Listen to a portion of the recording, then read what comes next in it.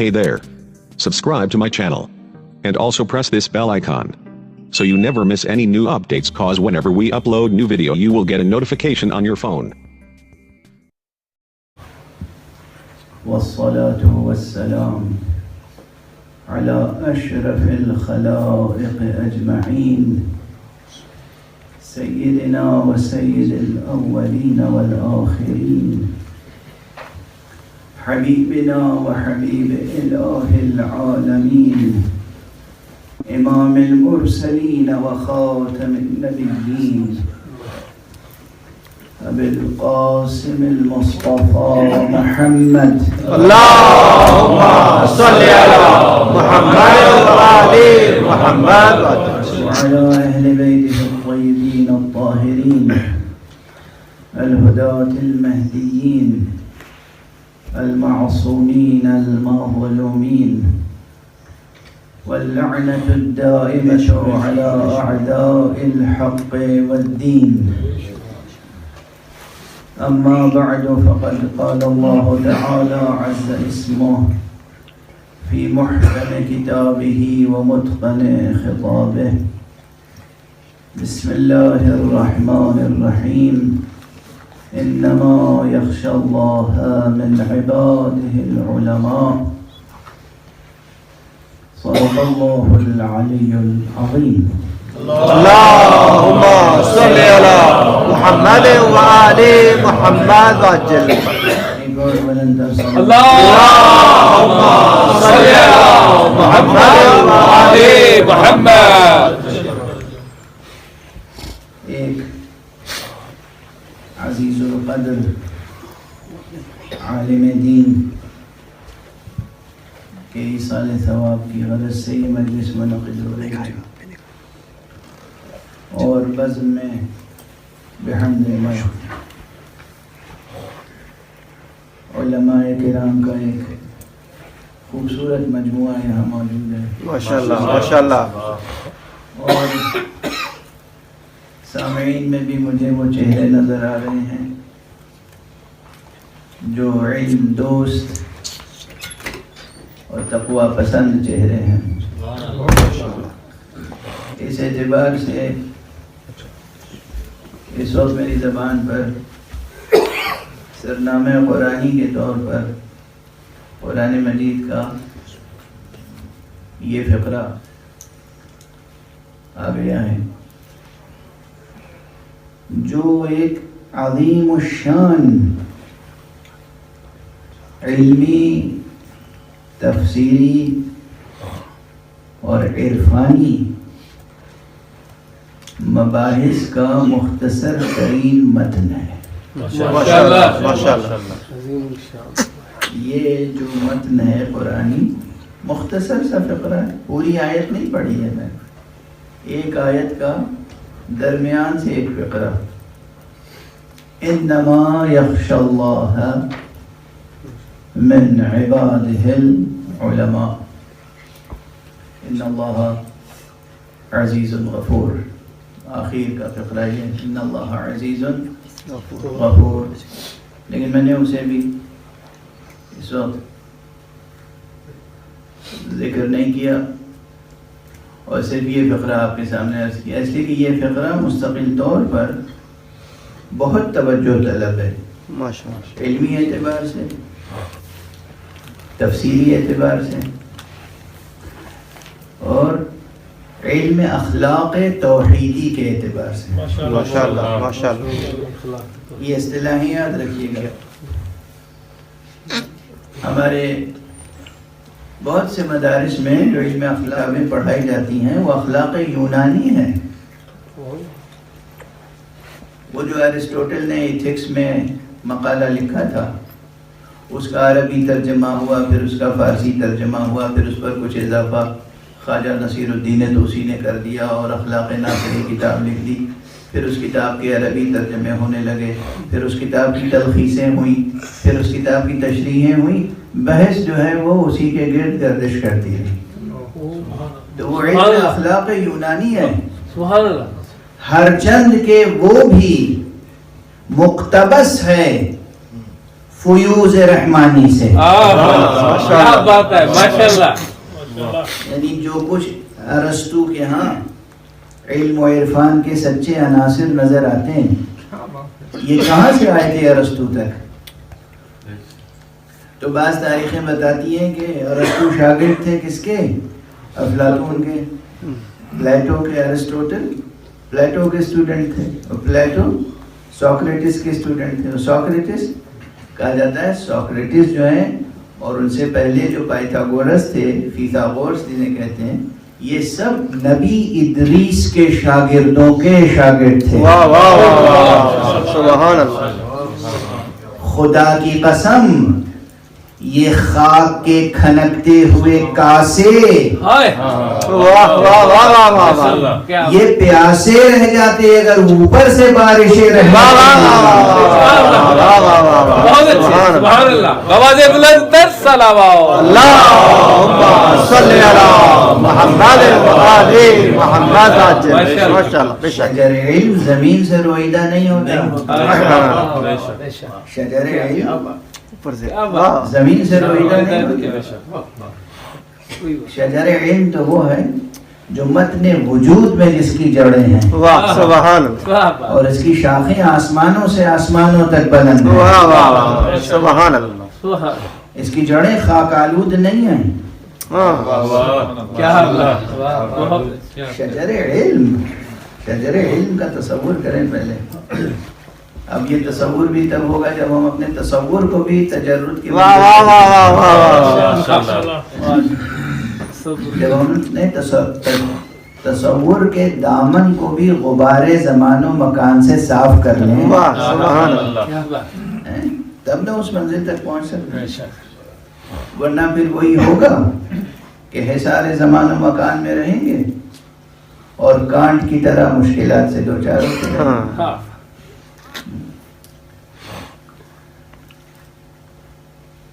وہ جو کچھ بھی علمی سرمایہ ہم تک پہنچا ہے وہ بھی فیضان رحمانی سے، فیضان وحی سے.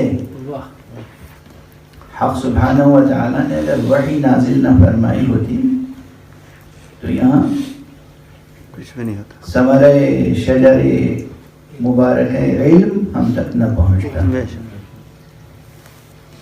تو جو کچھ بھی بنام علم نظر آ رہا ہے یہ سب وحی کی روشنی ہے. لیکن بہرحال اب ہوتا یہ کہ وحی نازل ہوئی اور اس کے بعد پھر اس کا ترجمہ ہوا، یعنی اس چیز کا ترجمہ ہوا جس چیز کا ترجمہ ممکن نہیں ہے. ترجمہ ان لوگوں نے کرنے کی کوشش کی جو اس کے اہل نہیں تھے. ماشاءاللہ. تو پھر بات کچھ کی کچھ ہو جاتی ہے. اور ہمارے یہاں اب دیکھیے آپ کے ذوق کے مطابق میں ٹھہر کے ایک مانوس مثال دے دوں. ایک ترجمہ اگر کوئی نااہل کرے تو کیا ہوتا ہے اور اہل کرے تو کیا ہوتا ہے. بسم اللہ. یہ مثال میں اس سے قبل بھی 2-1 مرتبہ دے چکا ہوں، لیکن مثال ایسی ہے جسے دہرانے میں مجھے بھی لطف آتا ہے اور سامعین بھی محظوظ تو ہوتے ہی ہیں. ایک میسج ہے، ایک پیغام ہے جو انسانیت تک جاتا ہے. تو میں صرف حظ نفس کے لیے کوئی چیز بیان نہیں کرتا جب تک اس میں پیغام کا عنصر نہ ہو. کہتے ہیں کہ حضور صلی اللہ علیہ وسلم صلی علی محمد و آل محمد کسی معرکے سے کسی غزوے سے تشریف لائے تھے اور آپ نے مال غنیمت تقسیم کیا اور جس کا جو حصہ بنتا تھا دے دیا. اس کے بعد مسجد میں تشریف فرما تھے. ایک شخص ایسا تھا کہ جسے جو حصہ ملا وہ اس پہ راضی نہیں تھا، وہ زیادہ چاہتا تھا. تو در مسجد پر آ کر وہ گستاخیاں کرنے لگا، شان رسالت میں گستاخی.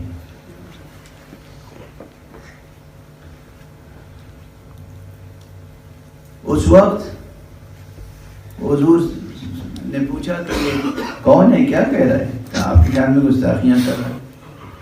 تو آپ نے کہا اقطعوا لسانہ، اقطعوا لسانہ. اب اس کا ڈکشنری میننگ یہ ہوئے کہ اس کی زبان کاٹ دو. تو کہتے ہیں کہ بعض وہ حضرات جن کی تلوار کہیں کام نہیں آئی نکالی، ان میں سے کوئی صاحب اٹھے اور جا کے چاہتے ہی تھے کہ اس کی زبان کاٹ دیں. دیکھا کہ دور سے باب مدینہ امیر المؤمنین امام المتقین یعصوب الدین یعصوب المؤمنین پیکرے نور حق تشریف لائے. دیکھا کہ بھئی ایک ایسے ہاتھ میں تلوار لہرا رہی ہے اس کے بازوؤں میں کبھی کسی کو قتل کرنے کی سکت تھی ہی نہیں. تو فرمایا کیا قصہ ہے، کیا بات ہے؟ رکو ٹھہرو بتاؤ. وہ کہا یہ حضور کی شان میں گستاخی کر رہا تھا. حضور نے فرمایا اقطعوا لسانہ. اچھا رکو. اس کو بلایا اپنے قریب، کہا کیا مسئلہ ہے؟ کبھی ہمیں جو حصہ ملا ہم اس سے مطمئن نہیں. کہا آؤ چلو.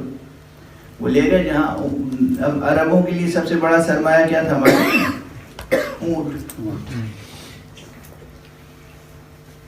عربوں کے لیے سب سے بڑا سرمایہ اونٹ. تو وہ لے گئے، کہا یہ سب ہیں جتنے چاہو لے لو، 100 اونٹ چاہے لے لو، مگر ایک بات یاد رکھنا، یہ جب 100 اونٹ لوگے تو تمہارا نام اس فہرست میں لکھا جائے گا جنہیں کہا جاتا ہے مؤلفۃ القلوب، یعنی جنہیں پیسہ دے کے تالیف قلب کی گئی، جنہیں دولت دے کر، دولت دنیا دے کر جن کے دل کو موہ لیا گیا، اس فہرست میں رہو گے اور اس حصے پہ راضی رہو گے تو رسول اور اللہ کے عاشقوں میں کہلاؤ گے. اب تمہیں پسند ہو جس فہرست میں نام لکھوانا لکھوا لو. تو اس نے ایک مرتبہ دیکھا اور کہا یا علی یہ 100 اونٹ نہیں چاہیے، میں اتنے اس حصے پہ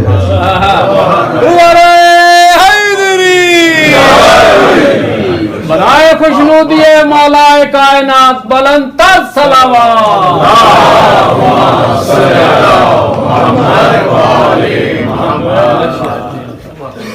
تو آپ نے ملاحظہ فرمایا کہ حضور نے جملہ کیا کہا تھا؟ یقطعوا لسانہ، زبان کاٹ دو.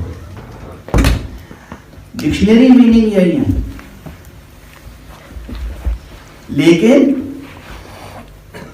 اور حضور ہی کے پاس بیٹھنے والے انہوں نے کیا سمجھا؟ ایک صاحب نے تلوار اٹھا لی اور اگر وہ تلوار چل جاتی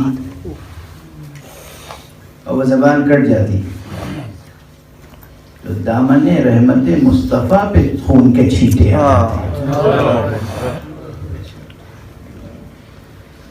محافظ سیرت مصطفیٰ آ گئے.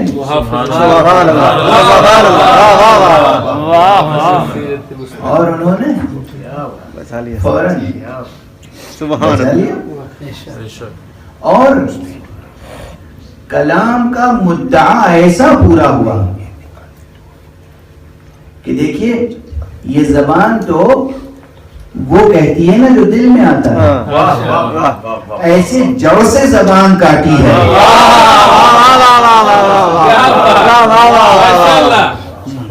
کہ دل میں بھی اب وہ بات نہیں آئے گی جس بنا پر وہ گستاخیاں کر رہا ہے. اور میں ایک ترجمہ یہ ہے، اسے میں کہتا ہوں کہ اگر کلام حق کو، کلام نبی کو، کلام رسول کو، کلام امام کو، کلام معصوم کو اہل ترجمہ کرے گا تو کیا ہوگا، اور نہ اہل ترجمہ کرے گا تو کیا ہوگا. ترجمہ یہ 2 ترجمے تو ہیں دنیا کے سامنے. ایک ترجمہ وہ ہے جو داعش کی شکل میں ہے، اور ایک ترجمہ وہ ہے جو مکتب ولایت کی شکل میں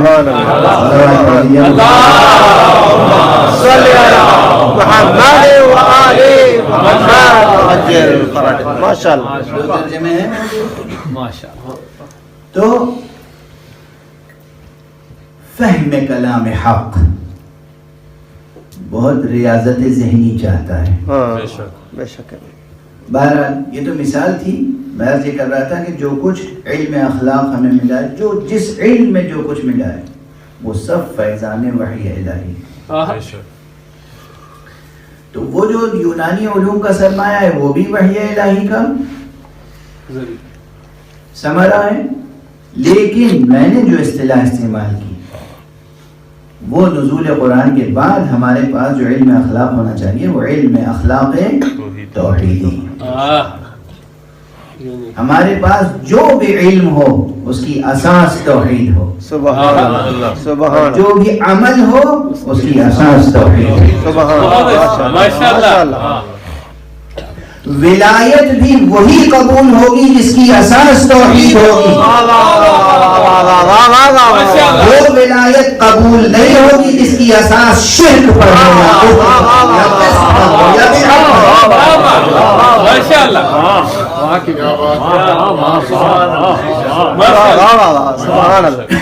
وہ ولایت. تو یہ جو آیت کریمہ ہے انما یخشی اللہ من عبادہ العلماء, عظیم الشان مقام سخن ہے. سبحان. اور بس جس بیداری سے آپ حضرات سماعت فرما رہے ہیں تو مجھے یہ امید ہے کہ جو بات عرض کرنا چاہتا ہوں وہ انشاءاللہ عرض کر لوں گا. ماشاءاللہ. یعنی وہ بات آپ تک منتقل ہو جائے گی ہر چند کہ ہے دقیق. اب دیکھیے علماء تشریف فرمائیں یہ سمجھتے ہیں اور ان کی زبانی آپ پہلے سے ان کلمات کو, ان عبارتوں کو, ان اصطلاحوں کو سن چکے ہیں کہ قرآن مجید میں جو انما ہے اسے کہتے ہیں کلمہ حصر. یہ کئی جگہ آیا ہے. انما ولیکم اللہ والذین آمنوا الذین یقیمون الصلاة ویؤتون الزکاة وهم راکعون. وہاں بھی انما یرید اللہ یذہبعنکم الرجس اہل البیت ویطہرکم تطہیرا. اللهم صل علی محمد وعلی محمد. ماشاءاللہ. اور وہ انما یہاں بھی ہے انما یخشی اللہ من عبادہ العلماء. تو انما کہلاتا ہے کلمہ حصر. کلمہ حصر کے معنی یہ ہے کہ جو بات کہی جا رہی ہے وہ بس اسی دائرے میں محدود و محصور ہے. یعنی جس حقیقت کو پہچانوایا جا رہا ہے وہ حقیقت اس دائرے کے باہر نہیں ملے گی. حصر کے یہ معنی ہوتے ہیں. حصر یعنی حصار کھینچ دینا, ایک دائرہ کھینچ دینا کسی حقیقت کے گرد, کسی مفہوم, کسی معنی, کسی حقیقت کے گرد ایک دائرہ کھینچ دیا. یہ حقیقت بس اس کے اندر ہے, اس کے باہر تلاش نہ کرنا. کبھی کبھی عقلی حقیقتوں کو, مجرد حقیقتوں کو محسوس اشاروں میں سمجھانا پڑتا ہے. یہی سبب تھا کہ حضور نے آیت تطہیر جب نازل ہوئی تو اپنی چادر سے ایک حصار بنایا. وہ چادر کا حصار انما کے معنی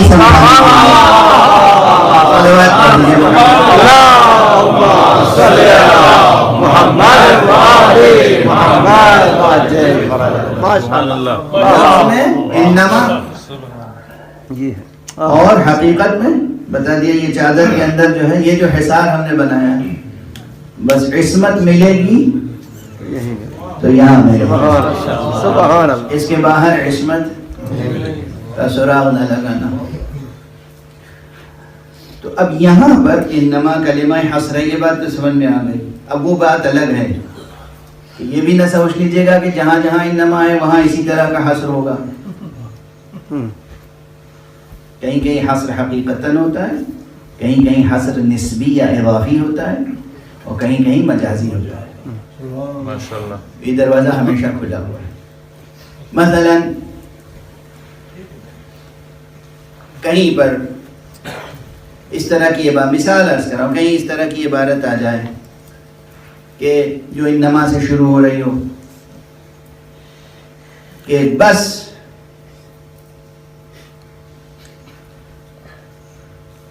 مومن تو وہی ہیں جو صبر کرتے ہیں,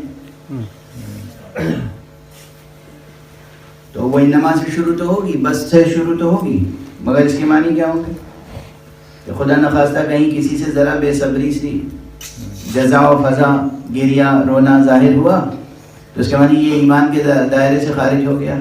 ایسا نہیں ہے, بلکہ یہ فرد اکمل کو پہچانوانے کے لیے ہے. یہاں معنی یا تو اضافی اور نسبی ہے, ریلیٹیو ہیں یا مجازی ہیں. حقیقت میں حصر, یہاں حصر حقیقی نہیں. واضح ہے؟ تو زبان کے استعمالات میں اس طرح کے بہت سے, ہر جگہ حقیقت و مجاز کا احتمال رہتا ہے, لیکن یہاں پر کیسے سمجھیں کہ یہ حقیقت ہے یا مجاز؟ یہ نسبی ہے, اضافی ہے یا مطلق ہے؟ واضح ہے؟ انما یخشی اللہ من عبادہ العلماء. اور یہاں پر ٹھہر کر بالکل یہ حوزوی بحثیں ہیں, مگر عرض کر لوں بسم اللہ کہ یہ بھی ممکن ہے کہ ایک ہی مقام پر ایک ہی عبارت میں یہ کلمہ ایک اعتبار سے حقیقی حصر ہو اور دوسری جہت سے نسبی ہو اور تیسری جہت سے مجازی ہو. یہ بہت بڑی بحث ہے, بس ایک جملے میں کہہ دیا کافی ہے. آگے بڑھتے ہیں. یہاں پر انما اتنا مان کے فی الحال چلیں سربستہ, انما کلمہ حصر ہے, انما بس. اور یہ جملہ میرا بہت پرانا ہے کہ انما معمولی کلمہ تھوڑی ہے, انما میں 5 حرف ہیں.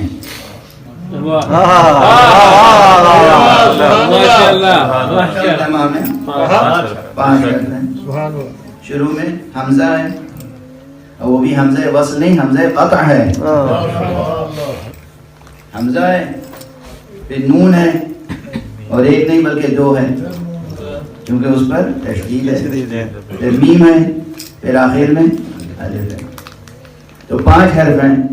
اس کے معنی ہے کہ جب ترجمہ کرنے کا ظاہری طور پر مکتبی بچوں کو سمجھانے کے لیے مشق کرائی جائے تو کہا جائے اس کے معنی یہ سمجھو کہ بس اور بس اور بس اور بس, یعنی اب اس کے بعد یہ حقیقت کہیں اور تلاش نہ کرنا. یہاں کیا ہے؟ انما یخشی اللہ. ابھی یہاں پہ رک جائیے, اب ذرا سا دوسرا پہلے. حصر کا یہ ایک مفہوم تو سمجھ میں آیا کہ یہاں کوئی بات اہم کہی جا رہی ہے. اس کے بعد ذرا عربی گرامر کے کچھ پیٹرنز جو بہت عام ہیں اسے سمجھ لیجیے. زبانوں کے الگ الگ پیٹرنز ہوتے ہیں. جیسے اردو میں صفت و موصوف کی ترتیب کیا ہوتی ہے؟ صفت پہلے ہوتی ہے, موصوف بعد میں. کسی کتاب کی تعریف کرنی ہو کہ یہ اچھی کتاب ہے تو کیا کہیں گے؟ اچھی کتاب. تو اچھی صفت ہے, کتاب موصوف ہے. عربی میں اس کے برعکس ہے, موصوف پہلے ہوتا ہے, صفت بعد میں. وہ عربی فطرت کے زیادہ قریب ہے, اس لیے کہ صفت ذات میں ہوتی ہے, ذات صفت میں نہیں ہوتی. پہلے ذات کا ذکر ہوتا ہے پھر صفت کا. سبحان اللہ. اس لیے وہ فطری زبان ہے, اس لیے وہ اصلی زبان ہے, وہ فطری زبان ہے. اچھی صفت ہے نا. کیا چیز اچھی؟ چیز پہلے ہوگی تب تو اس پہ صفت کا نام کرے. ذات میں صفت ہوتی ہے, صفت میں ذات تو نہیں ہوتی. ماشاءاللہ. وہ منزلیں کچھ اور ہوتی ہیں جہاں ذات اور صفت کی کا امتیاز مٹ جاتا ہے. وہ منزلیں کچھ اور ہوتی ہیں. لیکن حقیقت یہ ہے کہ یہ ایک پیٹرن ہے. ابھی تو میں گرامر سمجھا رہا ہوں, لیکن شکر ہے کہ آپ گرامر میں بھی لطف لے رہے ہیں. کہ اردو میں صفت پہلے آتی ہے, موصوف بعد میں. عربی میں موصوف پہلے, صفت بعد میں. اسی طرح جملے ہوتے ہیں. کوئی جملہ فعل سے شروع ہوتا ہے, کوئی جملہ اسم سے شروع ہوتا ہے. 2 مین پیٹرنز ہیں عربی میں. جو جملہ اسم سے شروع ہوتا ہے اسے کہتے ہیں جملہ اسمیہ اور جو جملہ فعل سے شروع ہوتا ہے اس کو جملے فعلیہ کہتے ہیں. جملے فعلیہ کی شان یہ ہوتی ہے کہ فعل پہلے ہوتا ہے ہمیشہ عربی میں, فاعل بعد میں ہوتا ہے. فعل پہلے فاعل بعد میں, اور عموماً فوراً ہوتا ہے بلا فصل. ترتیب ہوتی ہے فعل فاعل مفعول. پہلے فعل کا ذکر ہوگا, پھر فاعل کا, پھر مفعول کا. اگر مفعول کو فاعل سے پہلے لے آئے اور فاعل کو مفعول کے بعد لائے, یعنی فعل کے بعد آ گیا مفعول اور مفعول کے بعد آیا فاعل, تو اسے کہتے ہیں تقدیم و تاخیر. یہ تقدیم و تاخیر جو ہوئی, کسی مؤخر کو مقدم کیا اور مقدم کو مؤخر کیا, اس کے اسباب علم بلاغت و بیان میں بیان کیے جاتے ہیں. ماشاءاللہ. چونکہ اس کے اسباب ہیں, اس سے نتائج ہوتے ہیں ثابت. اب اس کی بہت مشہور کسی پٹی پرانی مثال دے دوں کہ جب آپ کچھ کہتے ہیں اور کسی لفظ پہ ٹھہرتے ہیں اور کسی لفظ کو کسی لفظ سے آگے پیچھے کرتے ہیں, تو آپ کا کوئی نہ کوئی ارادہ شامل ہوتا ہے. تو وہ نشست الفاظ سے آپ کی نیت واضح ہوتی ہے. یہ نشست الفاظ سے دل کی نیت کی تصویر بنتی ہے. وہ پرانی مثال جو میں کہہ رہا تھا کون سی, روکو مت جانے دو, روکو مت جانے دو, روکو مت جانے دو. تینوں میں دو جملے محکم ہیں, ایک متشابہ ہے. روکو مت جانے دو معنی بالکل واضح ہے, روکو مت جانے دو معنی واضح ہے, روکو مت جانے دو. اب سننے والا سوچے گا کہ روکنا ہے یا جانے دینا ہے. متشابہ ہو گیا, معنی اس کے واضح نہیں ہوئے. واضح ہے. تو یہ تو ایک مثال ہوئی صرف پوز کی, کاما کہاں لگائیں, ٹھہرے کہاں, لفظ آگے پیچھے کریں, اس سے بھی کوئی نہ کوئی فائدہ مترتب ہوتا ہے, ثمرہ حاصل ہوتا ہے. تو اگر کبھی مفعول کو فاعل پر مقدم کر دیا اور فاعل کو مؤخر کیا, تو اس سے بھی حصر کے معنی پیدا ہوتے ہیں. اب یہاں مشکل یہ ہے کہ حصر در حصر ہو گیا. کیوں؟ اس لیے کہ انما کلمہ حصر ہے, یخشا فعل ہے, اس کے بعد کیا آ گیا مفعول. فاعل تو آخر میں ایسے ہی ہے نا, عملاً کچھ اور ہو گیا.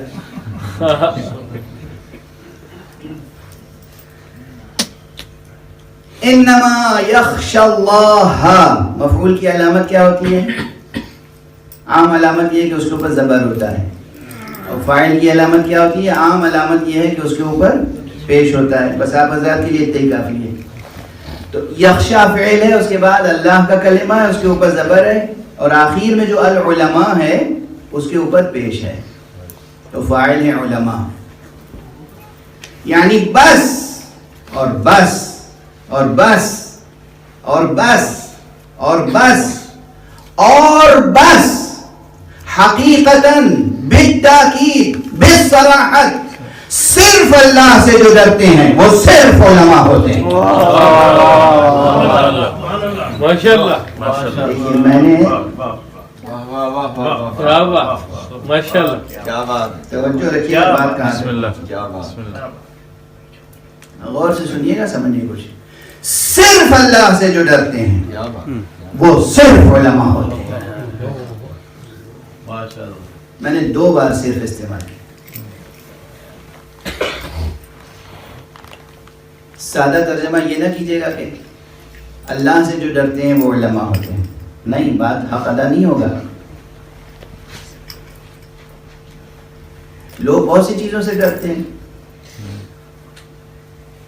ساتھ میں اللہ سے بھی ڈرتے ہیں. کچھ لوگ ہوتے ہیں جو اللہ سے ہی نہیں ڈرتے, باقی ہر چیز سے ڈرتے ہیں. کچھ لوگ, اب دیکھیے مولانا نے بہت لطف کی بات کہی, انشاءاللہ ان کا ذاتی تجربہ نہیں ہوگا. مولانا نے فرمایا کہ سب زیادہ بیگم سے ڈرتے ہیں. لوگ دنیا میں بہت سی چیزوں سے ڈرتے ہیں، جانوروں سے ڈرتے ہیں، موسم سے ڈرتے ہیں، ہوا سے ڈرتے ہیں، تیز بارش سے ڈر جاتے ہیں، تیز آواز سے ڈر جاتے ہیں، جانوروں سے ڈرتے ہیں، اپنے جیسے انسانوں سے ڈرتے ہیں، دنیا کی ہر چیز سے ڈرتے ہیں، خدا سے نہیں ڈرتے۔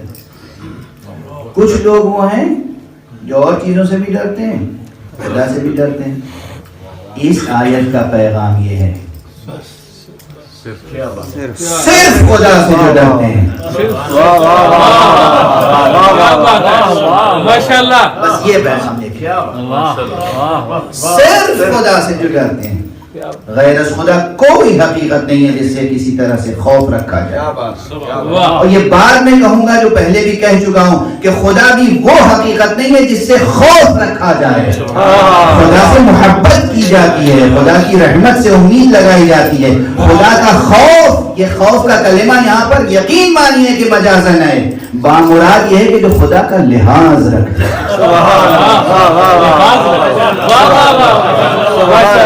محمد وآل محمد صلی اللہ محمد وآل محمد وعجل فرق۔ اذان عالیہ حاضر ہیں، ماشاءاللہ ماشاءاللہ، بسم اللہ، قلوب بیدار ہیں، ماشاءاللہ، الحمدللہ۔ صرف اللہ سے جو ڈرتے ہیں۔ یعنی عام لوگ تو وہ ہر چیز سے ڈرتے ہیں، خدا سے بھی ڈرتے ہوں گے۔ غیر از خدا کسی کا ایک ذرہ خوف نہیں ہونا چاہیے، چونکہ شان اہل ولایت یہ ہے کہ لا خوف علیہم ولا هم یحزنون۔ جو ولایت حق میں ہوتے ہیں ان پر کوئی خوف نہیں ہوتا، کوئی خوف نہیں ہوتا، نہ کوئی حزن ہوتا ہے، نہ کوئی رنج، نہ کوئی ملال۔ توجہ ہے، پھر ان مقامات کو ممبروں سے دہرایا جاتا ہے، بیان کیا جاتا ہے، لیکن یاد رکھیے گا ایک جملہ، وہ دوسرے علوم ہوں گے جو صرف سننے اور سمجھنے سے تعلق رکھتے ہوں۔ دین کل کا کل وہ ہے جو سننے اور سمجھنے سے تعلق نہیں رکھتا، برتنے سے تعلق رکھتا۔ دین ظاہر سے باطن تک تجربی علم ہے، تجربہ کیجیے، تجربہ، عمل اور تجربہ، کچھ مادی تجربے، کچھ قلبی تجربے ہیں، کچھ علوم، کچھ اعمال ہیں جو انہیں اعمال قلبیہ کہتے ہیں، دل کا عمل۔ آپ سوچیں گے دل کا عمل کیا ہے؟ تصور عمل کا یہ کہ جو ہاتھ پیر سے کیا جائے، ظاہری جسم سے کیا جائے وہ عمل ہے؟ نہیں، دل کے بھی اعمال ہیں، اور جس کی پریکٹس کم سے کم روزانہ 5 مرتبہ کرائی جاتی ہے۔ نیت،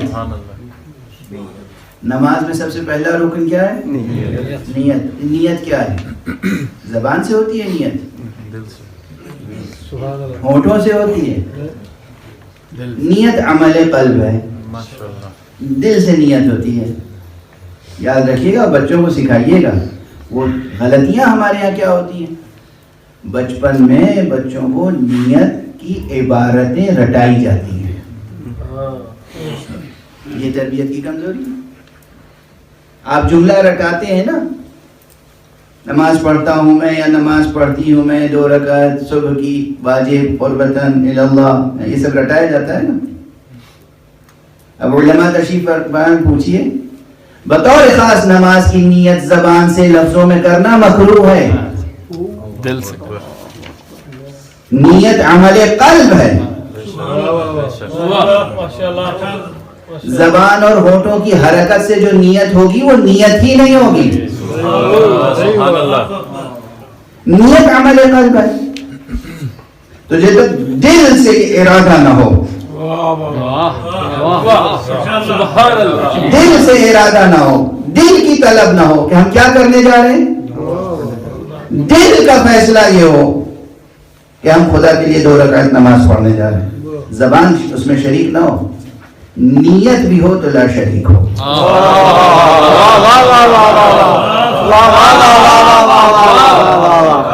سبحان اللہ، سبحان اللہ۔ یہ ہے فقہ آل بیت، کیا بات، سبحان اللہ، یہ ہے فقہ آل محمد، سبحان اللہ. اسے کہتے ہیں تربیت نفس.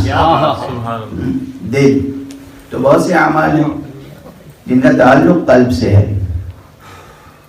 دوسرا عمل کوئی بتا دوں؟ اس کا عمل بسم اللہ، ولایت کا عقیدہ عمل قلب ہے. لیکن دونوں کے لیے ہاتھ جوڑ کے ایک بات عرض کر رہا ہوں، صرف نیت دل سے کر لے نماز پڑھنے کی، اس کے بعد تکبیر کے سے لے کے سلام تک کچھ نہ کرے، نماز ہو جائے گی؟ اسی طرح دل سے نیت کر لیں ولایت علی ابن ابی طالب کی، اس کے علاوہ کوئی تقاضا ہے ولایت پورا نہ کریں تو کیا ولایت کی تقاضے پورے ہو جائیں گے؟ اللہ اکبر یا رسول اللہ. بلند کر کے پنجے کھول کے پائی نعرے پائی تنی 1.25 نعرہ اور محمد والے محمد صلوات محمد والے محمد. ماشاء اللہ ماشاء اللہ سبحان اللہ. کچھ اعمال ہیں جنہیں اعمال قلبیہ کہتے ہیں، یہ اعمال قلب ہیں. اور اسی طرح خدا کی قسم، یہ حزن نہیں جس کی نفی ہوئی ہے کہ اللہ کے اولیاء تو وہ ہوتے ہیں کہ جنہیں خوف لاحق ہوتا ہے نہ حزن، یہ الگ حزن ہے. یہ حزن دنیاوی ہے، ورنہ وہ غم، وہ حزن جو غم محمد و آل محمد سے پیدا ہوتا ہے وہ عمل قلبی ہے. جب تک دل شریک نہیں ہوگا آنکھوں سے آنسو نہیں نکل سکتے. یہ عمل قلب ہے. نماز کی نیت عمل قلب ہے، ولایت عمل قلب ہے، عزائے حسین عمل قلب ہے. یہ اعمال قلبیہ ہیں، یہ دل کے اعمال ہیں. جب تک دل عمل میں مشغول نہیں ہوتا اعضاء و جوارح سے کوئی عمل صادر نہیں ہوتا. اور اگر دل کی شمولیت کے بغیر کوئی عمل بظاہر وجود میں آ جائے تو وہ عمل نہیں عبث ہوتا ہے.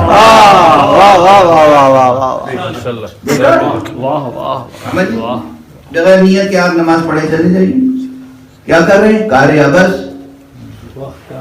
کار عبث. بہرحال بات کہاں سے کہاں پہنچتی چلی جا رہی ہے.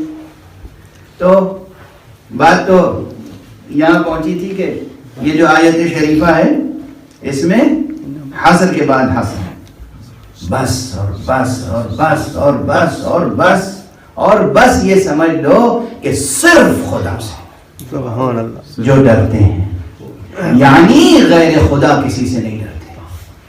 اسی آیت میں دونوں چیزیں شامل ہیں.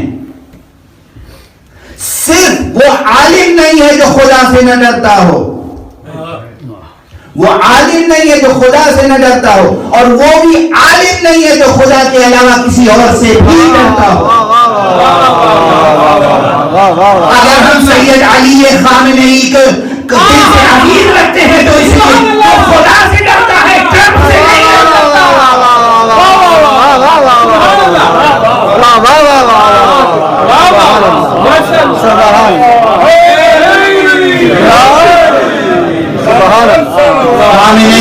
رہبر کا نام ہے سانچے حب علی، جس کے وجود کا خمیر اشک عزائے حسینی سے بنا، سبحان اللہ سبحان وہ خود نسل حسین ابن علی سے ہے، جو فقہ آل محمد کا امین ہے. مجال نہیں ہے کہ دنیا کی طاقتیں اس کے سر کو جھکا دیں. جس کا سر خدا کے سامنے جھکا ہو اس کا سر کسی کے سامنے نہیں.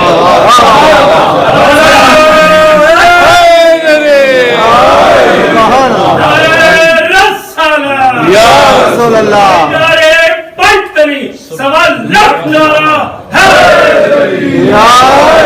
برائے خوشنود یہ محمد والے محمد صلوات محمد والے محمد واجل. برائے صحت و سلامتی علی خامنائی بلند تر صلوات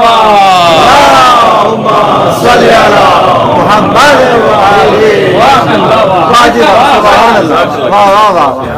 سبحان اللہ. علی سے کیا محبت کرو گے؟ علی ابن ابی طالب سے کیا محبت کرو گے جو علی خامنئی سے نہیں کر سکتے؟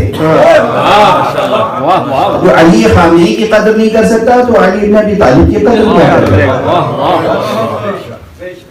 جو اب جملہ کہہ رہا ہوں، جو اس خاکی کی قدر نہیں کر سکتا وہ اس نوری کی قدر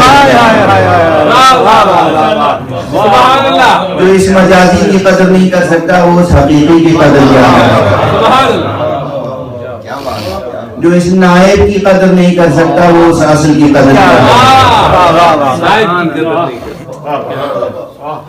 ناقدری کس لیے؟ پریشانی کیا ہے؟ ناقدری کس لیے؟ کس لیے؟ کدھر جا رہے؟ رخ کدھر ہے آپ کا؟ دیکھیے ایک بات تو مان لیجئے، دردمندی سے کہہ رہا ہوں، طنز نہیں مقصود ہے، دردمندی، دل سوزی. میں نے بعض لوگوں کی گفتگویں سنی، تقریریں سنی، اردو صحیح نہیں پڑھ سکتے، تلفظ کو تلفظ نہیں تلفظ کہتے ہیں. مثلا اردو صحیح نہیں ہے آپ کی، فارسی بھی صحیح نہیں، عربی بھی صحیح نہیں ہے، زیر زبر درست نہیں ہے.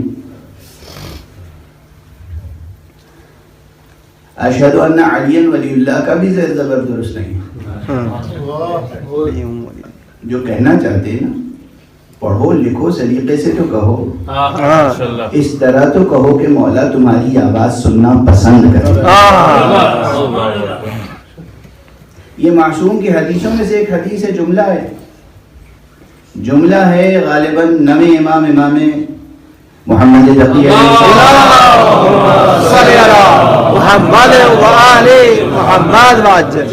فرمایا ہے، یقیناً تعلیم کے لیے فرمایا کہ جس کی زبان میں لحن ہو، یعنی جو صحیح عربی زبان میں دعا نہ کرے، اللہ اس کی دعا قبول نہیں کرتا، اللہ اس کی دعا نہیں سنتا. اب یہ کتابوں میں ہے یہ فقرہ، اس پہ بحث کا مقام الگ ہے، لیکن مقصد کیا ہے؟ مقصد یہ ہے، معصومی چاہتے ہیں کہ آپ دنیا میں علم، ادب، زبان، شعر جو کچھ بھی کریں اس میں درجہ اول پہ تو نظر آئیں. پنجابی بولو تو ڈھنگ کی، اردو بولو تو ڈھنگ کی. پنجابی میں اردو نہ بولو، اردو میں پنجابی نہ بولو. ٹھیک ہے نا؟ میرا مجمع ناراض تو نہیں ہو رہا؟ اردو میں انگریزی نہ بولو، انگریزی میں اردو نہ بولو. واضح ہے؟ جس زبان کو بولیں آپ زبان. اور بالکل عوام الناس کی بات نہیں، آپ جب مائک لے کے کھڑے ہوں، آپ جب ٹیلی ویژن پر آئیں، آپ جب پبلک اسٹیج پر آئیں، اس کا مطلب یہ ہے کہ آپ دوسروں کی تربیت کے لیے تشریف لائیں. جو خود کندہ نہ تراش ہو، دوسروں کی تربیت کریں. آپ کی تربیت خود نہیں ہوئی. تربیت کے معنی ہے کہ جو شخص لہجہ قرآنی کے سانچے میں اپنا لہجہ نہ ڈھال سکے، وہ اپنی زندگی قرآنی تعلیمات میں کیسے ڈھالے گا؟ جس میں اتنا خضوع نہ ہو، اتنا خشوع نہ ہو، اتنا اللہ کا لحاظ نہ ہو، اتنی اللہ کی محبت نہ ہو کہ وہ لہجہ قرآنی کے سانچے میں اپنا لہجہ بدل سکے. اور ہمارے یہاں میں اکثر قرآن مجید کی تلاوت اور ترتیل اور تجوید پر بہت زور دیتا ہوں، اور اس کا سبب یہ ہے کہ یہ علم بھی کس نے سکھایا ہے؟ علی ابن ابی طالب علیہ السلام. اللہ اکبر، یا رسول اللہ. ہاتھ بلند کر کے، پنجے کھول کے، پائیں نعرے پنجتری، 1.25 لاکھ نعرہ. سعودی عرب سے چھپا ہوا قرآن جو المصحف المرتل کے عنوان سے چھپا ہے، میں نے وہیں سے خریدا، مدینہ منورہ سے. پہلے ہی صفحے پہ وہاں لکھا ہوا ہے علم ترتیل تو علی ابن ابی طالب سے شروع ہوا. علی ابن ابی طالب، انہوں نے کرم اللہ تعالی وجہہ لکھا ہے، آپ علیہ السلام پڑھیے. انہوں نے لکھا کہ علی ابن ابی طالب نے کسی نسخے میں رضی اللہ تعالیٰ عنہ ہے, کہیں کرم اللہ تعالیٰ, لیکن انکار نہیں کر سکے, کوٹ کیا ہے وہاں مولا کا جملہ کہ انہوں نے علم تجوید اور علم ترتیب کی یہ تعریف بیان کی ہے, وہ ڈیفینیشن دی ہے وہاں. تو یہ علم کس سے شروع ہوا؟ امیر المومنین سے. آپ ولایت علی کے قائل ہیں اور قرآن کو صحیح لہجے میں پڑھ نہیں سکتے. کیا یتیمی ہے, کیا جہالت ہے, کیا بیگانگی ہے, کیا ضد ہے, کیا ہٹ ہے. دین ضد کی بنیاد پر نہیں چلتا, علم کی بنیاد پر چلتا. عشق علی ضد کا نام نہیں, اطاعت کا نام ہے. وہ دوبارہ تاریخ نہ دہرائیے کہ معاویہ کی سازشوں سے کل جنگ صفین کے دوران علی ہی کے پرچم کے نیچے سے علی کے خلاف لوگ کھڑے ہوئے. آج ٹرمپ یا دوسروں کی سازشوں سے علی ہی کے لوگ علی کے خلاف کھڑے ہو جائیں. شعور کہاں چلا گیا ہے؟ مجبوراً پھر میں اس بچوں کو سمجھانے کے لیے کہہ رہا ہوں, اور یہ بات 2-3-4 بار کہہ چکا ہوں, پھر کہہ رہا ہوں, چونکہ ضروری ہے. بھئی دوا جو ہے نا وہ تو بار بار دینی پڑتی ہے. جہالت معلوم ہے کیسی ہوتی ہے, کیسی کیسی جہالت ہوتی ہے. ایک جہالت ہوتی ہے سمپل اگنورنس, جہل بسیط. جہل بسیط کے معنی یہ ہے کہ نہیں معلوم, لیکن یہ بہت اچھی صورتحال ہے. جو شخص جاہل بسیط ہوتا ہے اسے ایک چیز معلوم ہوتی ہے, مجھے نہیں معلوم. اور یہ ایک قضیے کا علم, مجھے نہیں معلوم, یہ بیج بنتا ہے معلوم کرنے کا. بے شک. دوسرا رتبہ ہے, اسے کہتے ہیں جہل مرکب. جہل مرکب کے معنی یہ ہے کہ بچوں کی زبان میں کہوں, میتھمیٹکس کی, ارتھمیٹک کی زبان میں, جاہل اسکوائر. جہالت کو جہالت سے ضرب دے دیجئے. یعنی جاہل مرکب وہ ہوتا ہے جسے یہ بھی نہیں معلوم کہ اسے نہیں معلوم. یقین کیجئے ایسے بہت سے لوگ ہیں, بہت سے لوگ ہیں, اور صبح سے شام تک بہت سے لوگ آپ کو ملتے ہوں گے. اسے بچا جا سکتا ہے. ایک اور جہالت کا رتبہ ہے جسے سماجی تجربات کے نتیجے میں میں نے ڈسکور کیا ہے وہ پرانا مرض, مگر ٹرمینالوجی اسے میں نے آج دی. یعنی اس عہد میں یہ ٹرمینالوجی آپ کو میرے بعد کتابوں میں ملے گی, میرے پہلے نہیں ملے گی. علم اخلاق کی کتابوں میں ابھی تک نہیں ہے. اور وہ کیا ہے؟ جہل مکعب. مکعب کے معنی ہے ٹو دی پاور کیو.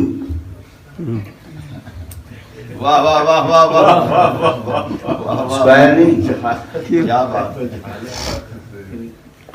ویسے سمجھو عزیزو, یہ کوئی لطیفہ گوئی تھوڑی کرتا ہوں میں نہ لطیفہ گو ہوں نہ سخن فروش. میں سخن فروش نہیں. میرا مقصد یہ ہے کہ میرے نفس کی اصلاح بھی ہو اور آپ کی بھی اصلاح ہو, اور ہم سب خاکسارانہ انداز سے مکتب ولایت میں پروان چڑھیں.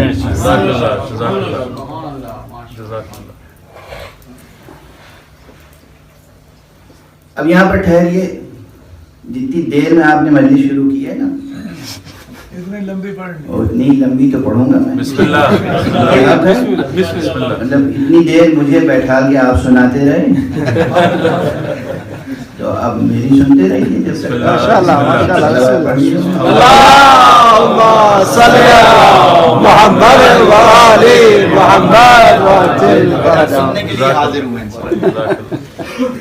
بہرحال یہ جملہ یوں ہی کہہ دیا تھا, اس کا نہ معنی تھا نہ مفہوم. میں یہ سمجھ لیجیے جتنی دیر طاقت رہے گی اور عرض کر سکوں گا عرض کر لوں گا. دیکھیے یہ علمی بنیاد ہے, علماء تشریف فرمائیں. لفظ جہل عربی زبان میں 3 معنی میں استعمال ہوتا ہے, حالانکہ یہ بھی مجاز ہے. لفظ جہل کے 3 استعمالات ہیں, یوں کہہ لوں. لفظ جہل کے 3 استعمالات ہیں. یہ تعبیر بے عیب ہے, بے خلل. لفظ جہل کے 3 استعمالات ہیں.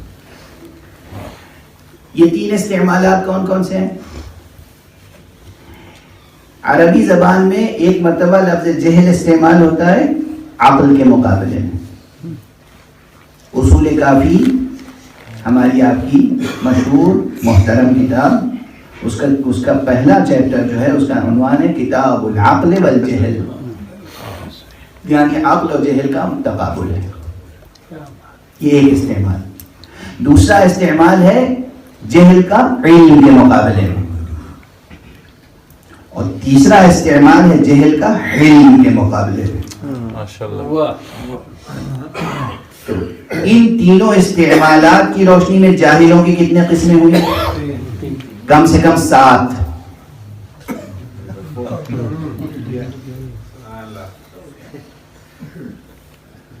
ایک وہ جاہل جس کے یہاں عقل نہ ہو، علم ہو، حلم ہو.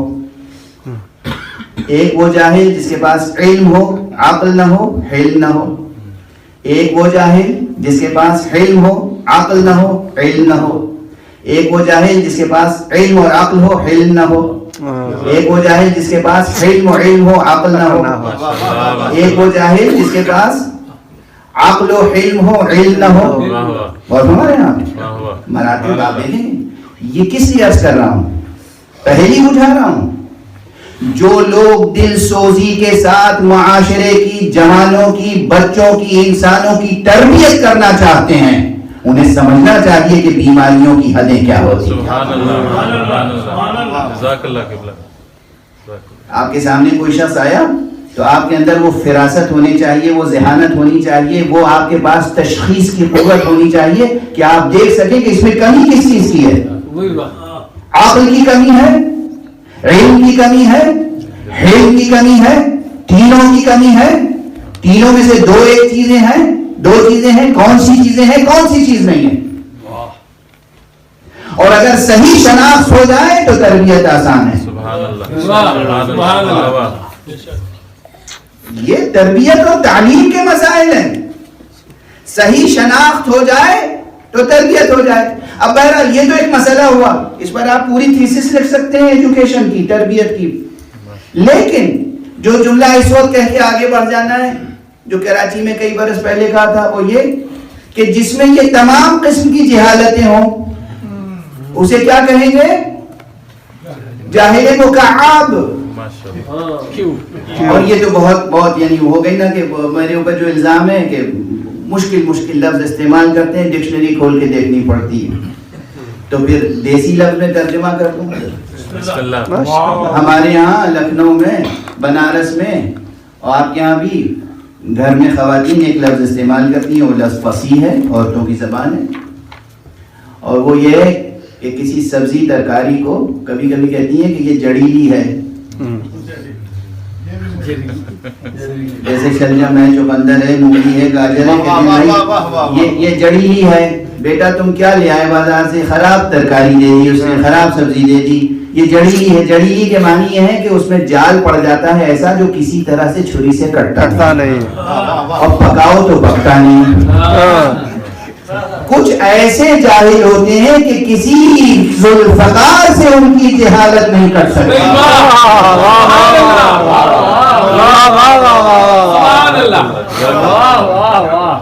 یہ مسائل ہیں. میں نے عرض کیا نا، یہ لطیفہ گوئی تو نہیں ہے، یہ مسائل ہے. اردو آپ کو پڑھنی نہیں آتی، عربی آپ کو پڑھنی نہیں آتی، فارسی آپ کو پڑھنی نہیں آتی، مسئلہ سمجھنا نہیں آتا، قرآن آپ نے ختم نہیں کیا. آپ کو کسی نے صرف مولا علی علیہ السلام کے اسم گرامی اور لفظ مبارک ولایت کو سنا کر، جو بلا شبہ نورانی الفاظ ہیں، اور آپ کے دل و دماغ کو لوٹ لیا، اور آپ کو استعمال کر رہے ہیں. خود مکتب ولایت کے نام پر آپ کو مکتب ولایت کے خلاف استعمال کر رہے ہیں. اور ارے دوسروں کا محاسبہ کرنے سے پہلے ہر ایک کو اپنی جگہ خود اپنا محاسبہ کرنا چاہیے. جناب حضرت ٹرمپ رضی اللہ تعالیٰ عنہ بھائی یہ الفاظ ایسے لوگوں کے لیے بہت استعمال ہوتا رہا ہے. ایسے ہی اگر میں نے کر لیا تو کوئی حرج تو نہیں. ان کی کوشش کیا ہے؟ ان کی کوشش کیا ہے؟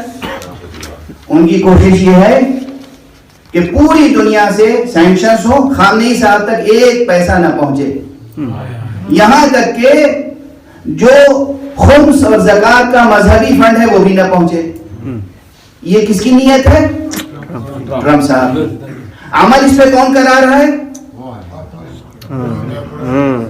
ولایت کے نام پر لاہور میں, کراچی میں, لکھنؤ میں, حیدرآباد میں تحریکیں چلائی جا رہی ہیں. خود خامنئی صاحب تک نہ جائے تو آپ مولا علی کے منطق کے پیرو ہیں یا ٹرمپ کے پیرو ہیں؟ کس کی تحریکوں کو تقویت پہنچا رہے ہیں؟ اس وقت آیت اللہ خامنئی اور ان کے مکتب ولایت اور ان کے زیر نگرانی چلنے والی مملکت کے دشمن کون لوگ ہیں؟ آل سعود دشمن اس لیے ہے کہ یہ آل بیت کی حکومت چلا رہے ہیں. عیسائی دشمن اس لیے ہے کہ یہ اسلام کی حکومت چلا رہے ہیں. موسائی مخالف اس لیے ہیں کہ یہ محمدی حکومت چلا رہے ہیں. سرمایہ دار مخالف اس لیے ہیں کہ یہ عادلانہ حکومت چلا رہے ہیں. اشتراکی مخالف اس لیے ہیں کہ یہ توحیدی حکومت چلا رہے ہیں. اور آپ شیعہ اہل ولایت ہو کر مخالف اس لیے ہیں کہ آگے جواب دے دیجیے. آپ کس لیے مخالف ہیں؟ آل سعود کی وفاداری میں, اسرائیل کی وفاداری میں, امریکہ کی وفاداری میں, نریندر مودی کی وفاداری میں. آپ کس کی وفاداری میں خامنئی کے مخالف ہیں؟ علی کی وفاداری اس لیے نہیں ہو سکتی کہ خامنئی حسین کی نسل سے ہے. علی کی فخر امانتدار ہے. اللہ اکبر, یا رسول اللہ, اتنا شعور آپ کو نہیں ہے کہ فقیہ اور امام میں فرق کر سکے. امام علی کو ہم فقیہ نہیں کہتے, فقیہ تو کہتے ہی اسے ہیں جو علی کے سخنان گرامی کے ٹکڑوں پہ فرمان چڑھے.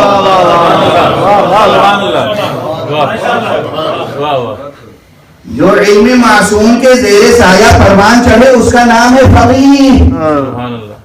تو اگر فقیہ کی قدر نہیں کریں گے تو پھر علم معصوم کی قدر کیسے کریں گے آپ؟ کیسے کریں گے؟ کس اعتبار سے کریں گے؟ علم معصوم کون آپ کو عطا کرے گا؟ کھوکھلی شاعری اور نری خطابت کرنے والے, جاہل ذاکر اور جاہل شاعر, یہ آپ کی معرفت کا سر چشمہ ہے جنہیں الفاظ استعمال کرنے کا ہنر نہ آتا ہو, جنہیں لفظ و معنی کے رشتوں کا اندازہ نہ ہو, جنہیں الفاظ کا محل استعمال معلوم نہ ہو, جو لفظوں کی صحیح ترکیب بھی نہ بنا سکتے ہو. وہ سرچشمہ علم و معرفت ہے. لفظ ولایت کے معنی کتنے ہیں؟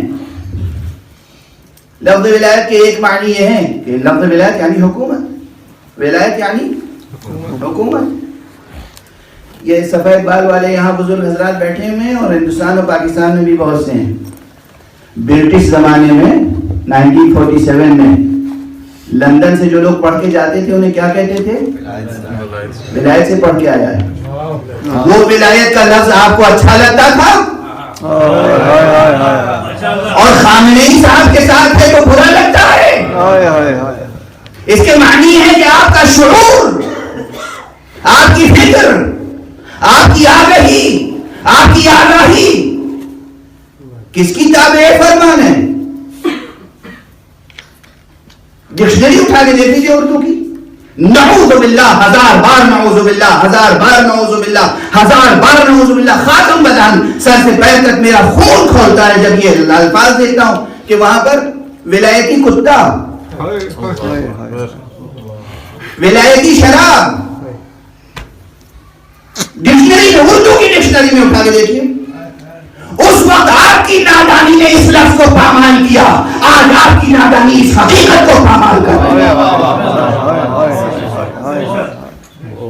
اس وقت لفظ پامال ہوا, آج حقیقت پامال ہو رہی ہے. برٹش گورنمنٹ کو ولایت کہتے تھے, اچھا لگتا تھا.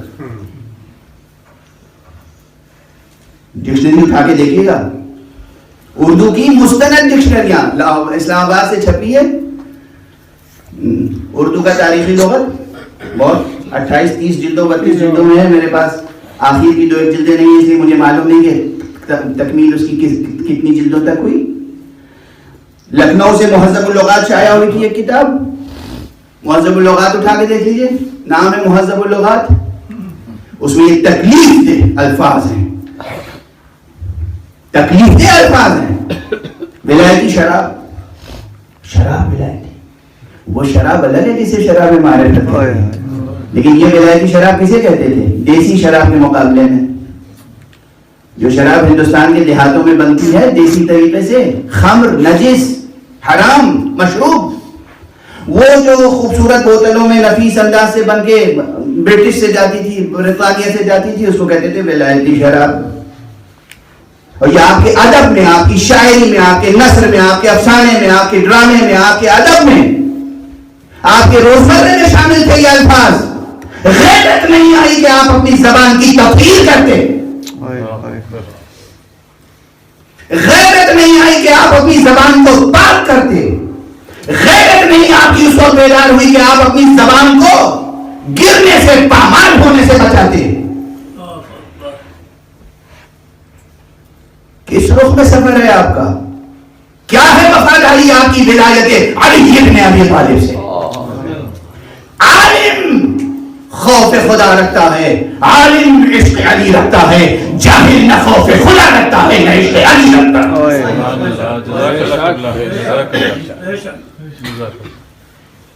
کھوکھلے جذباتی نعروں کو عشق نہیں کہتے, کھوکھلے جذباتی نعروں کو عشق نہیں کہتے. آپ کو نہ علم کی تعریف معلوم ہے نہ عشق کی تعریف معلوم ہے. عشق کسے کہتے ہیں؟ حبیب کا لقب کیا ہے؟ کیا ہے؟ فقیہ. فقیہ کربلا حبیب. حبیب فقیہ تھا تو عاشق حسین تھا. حبیب فقیہ تھے, اور جہاں جتنا پیمانہ علم تھا جس کا, اسی اعتبار سے حسین کی طرف کھینچتا چلا ہے. بس جو کوئی پڑھنا چاہتا تھا رہ گئی بحث. لیکن بہرحال سنبھال کے 1-2 جملہ اور عرض کر دوں. صلوات اللہم صلی علی محمد و آل محمد وعجل.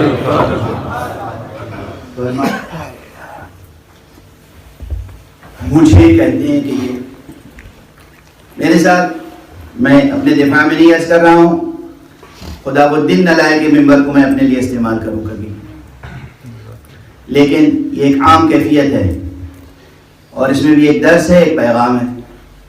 آپس میں لڑے مرے کٹے جا رہے ہیں, اور اس کے اسباب تو نفسانی ہے اور دنیاوی ہے.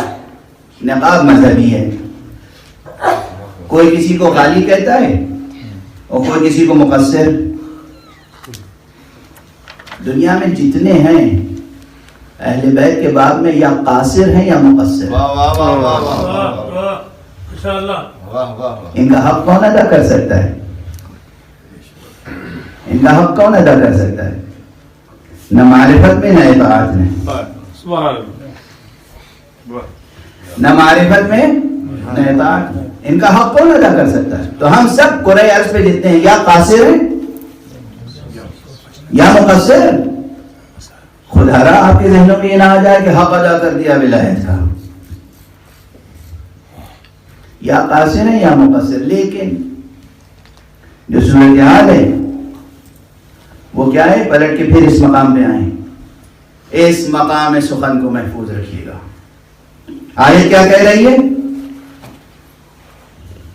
اصل جو جوہر بحث آج پیش کرنا تھا وہ رہا جاتا ہے, اس لیے فشردہ صحیح مختصر لفظوں میں صحیح کہہ کے آگے بڑھوں. یہ جو کچھ میں نے کہا یہ بھی ضروری تھا. بسم اللہ. پھر آیت کے مضمون کی طرف آئیں، انما یخشی اللہ من عبادہ العلماء، اللہ کی تمام مخلوقات میں سے صرف اللہ سے جو ڈرتے ہیں وہ صرف علماء ہوتے ہیں۔ مجاز یہ ہے کہ اس میں عام علماء بھی شامل ہیں، حقیقت یہ ہے کہ اس میں معصومین شامل ہیں۔ بے شک توجہ ہے؟ حقیقت یہ ہے کہ اس میں وہ کون علماء ہیں جو صرف خدا سے ڈرتے ہیں اور غیر از خدا کسی سے نہیں ڈرتے۔ پہلے مجاز کی منزل پہ آ جائیے۔ ہمارے دوست ہیں، بزرگ دوست ہیں، خود بہت اچھے عالم اور خطیب ہیں عربی زبان کے، آپ سب ان سے واقف ہیں، پروردگار ان کو صحت سلامتی اور سرفرازی سے رکھے ہمیشہ۔ جناب حجت الاسلام والمسلمین علامہ سید مرتضی کشمیری، جو حضرت آیت اللہ العظمیٰ مرجع تقلید نائب امام حضرت آیت اللہ سیستانی کے وکیل مطلق اور داماد بھی ہیں، ان کے دادا کا تذکرہ ہے، ان کے دادا کا، ان کا نام بھی آیت اللہ سید مرتضی کشمیری تھا، بزرگ ترین عرفاء میں تھے اپنے زمانے کے، عرفاء اہل ولایت، ان کا نہیں، ان کے دادا کا تذکرہ۔ اس زمانے میں نہ کاریں تھیں، ایجاد ہی نہیں ہوئی تھی کار کی۔ نجف سے کربلا آ رہے تھے 3 علماء ساتھ میں، ایک سید مرتضیٰ تھے، 2 اور تھے، نام مجھے معلوم ہے، ذکر نہیں کروں گا اس لیے کہ فضیلت ان کی سامنے آ رہی ہے تو یہ کافی ہے۔ 3 ہیں صرف، اور اس زمانے میں جنگل، بیابان، صحرا، ریگزار۔ راستے میں دیکھا شیر آ رہا ہے، شیر، وہ جو 2 حضرات تھے ٹھٹک گئے، پاؤں ایک دم منجمد، شیر۔ سید مرتضیٰ جس رفتار سے چل رہے تھے اسی رفتار سے بڑھتے رہے کربلا کی طرف، نہ ادھر دیکھا نہ ادھر دیکھا، نہ قدم رکا۔ شیر آیا، ان کے قریب تک آیا، اور یوں دیکھ کر جیسے ان کا طواف کر کے یا ان کی زیارت کر کے واپس چلا گیا۔ سبحان اللہ، سبحان اللہ، سبحان اللہ۔ یہ کسی معصوم کی بات نہیں کر رہا ہوں، یہ صاحب ولایت فقیہ کی بات کر رہا ہوں، صاحب معرفت فقیہ کی بات کر رہا ہوں۔ پلٹ گیا شیر۔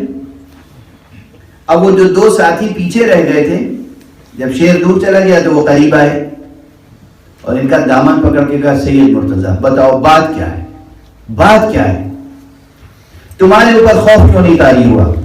ہم تمہارے ساتھی ہیں، تمہارے ہم عمر ہیں، ہم نے بھی وہی کتابیں پڑھی جو تم نے پڑھی۔ اسی لیے کہتا ہوں پڑھنے سے سب کچھ نہیں حاصل، صرف پڑھنے سے بھی حاصل نہیں ہوتا۔ بس ایک چھوٹا سا جملہ کہا، جو صرف خدا سے ڈرتا ہے وہ کسی سے نہیں ڈرتا۔ صلوات پڑھ دیجیے۔ جو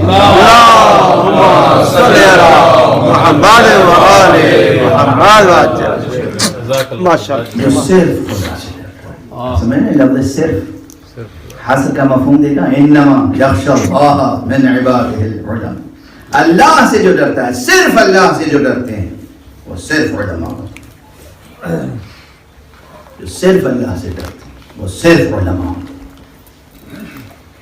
یہ مضمون بہت اہم ہے، یہاں تک بات آ گئی۔ یہ عام انسان کی بات کر رہا ہوں، سید ہے وہ بھی سید ہے لیکن معصوم تو نہیں ہے نا۔ جب ایک غیر معصوم کا یہ مرتبہ ہوگا تو اندازہ کرو معصوم کا مرتبہ۔ سبحان اللہ، سبحان تکبیر، اللہ اکبر، سبحان اللہ، یا رسول اللہ، سبحان اللہ، ماشاء اللہ، ماشاء اب اندازہ کرو، جب ہم لوگ کہتے ہیں کہ ہم لوگ معصوم کو سمجھ نہیں سکتے، اور دنیا میں بہت سے لوگ جو نہیں سمجھ پائے ہیں ان کو ہمدردی سے سمجھانے کی ضرورت ہے۔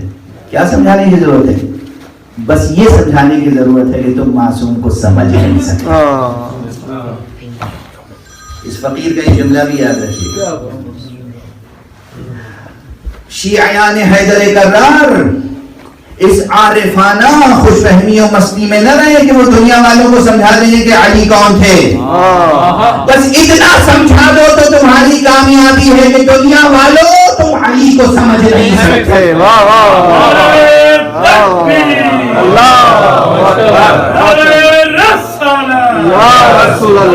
بلند کر کے پنجے کھول کے پانچ نعرے پانچ تنی سوا لاکھ نعرہ. خدا کی قسم اگر ہم دنیا والوں کو یہ سمجھا سکیں کہ دنیا والوں تم دنیا والے ہو, تم علی کو سمجھ نہیں سکتے. انکار نہ کرو, علی کے باب میں علی کی حق تلفی نہ کرو, علی پہ ظلم نہ کرو, علی پہ ظلم کرنے والوں کا ساتھ نہ دو, علی پہ ظلم کرنے والوں کے لیے رضایت الہی کی دعا نہ کرو. اگر ہم یہ سمجھانے میں کامیاب ہو جائیں کہ تم علی کو سمجھ نہیں سکتے, بس اس سے آگے کچھ نہیں, یہ کامیابی. بس یہیں پہ ٹھہر جاتا ہوں قبل اس کے کہ میری آواز بالکل ساتھ چھوڑ دیں. یہاں سے جو بحث جوڑتی ہے وہ یہی کہ یہ آیت بنیاد بنتی ہے مقام ثبوت میں حقیقت عصمت کو سمجھنے کے لیے. یہ جملہ ایسا تھا جو بس دو مقامات ہیں نا, مقام ثبوت اور مقام اثبات. اصولی بحث ہے مقام ثبوت اور مقام اثبات. یہ عوام الناس کی بحث نہیں, لیکن بہرحال یہ میری عادت ہے. اب مجھے کیا معلوم کہ اس مجمع میں کون بچہ ایسا ہے جو کل علم فقہ و اصول پڑھے اور اسے میرا اس وقت کا یہ جملہ یاد رہ جائے اور اس وقت یہ تخم ناچیز شجر باربر ہو جائے. یہ مطالب اس لیے مجھے کیا معلوم یہ گود کے بچے کل کیا ہوں گے. ان میں سے کوئی مجتہد ہوگا, کوئی فقیہ ہوگا, کوئی سائنسداں ہوگا, یہ ترقی کریں گے. تو اگر یہ بچوں میں سے کسی کے ذہن میں کانوں میں پڑا رہ گیا یہ جملہ کہ یہ آیت مدد کرتی ہے حقیقت عصمت کو مقام ثبوت میں سمجھنے, سبحان اللہ سبحان اللہ, مقام اثبات نہیں, مقام ثبوت. مقام اثبات اور ہے, آیت تطہیر مقام اثبات ہے. انما یخشی اللہ من عبادہ العلماء, صرف اللہ سے جو ڈرتے ہیں وہ صرف علماء.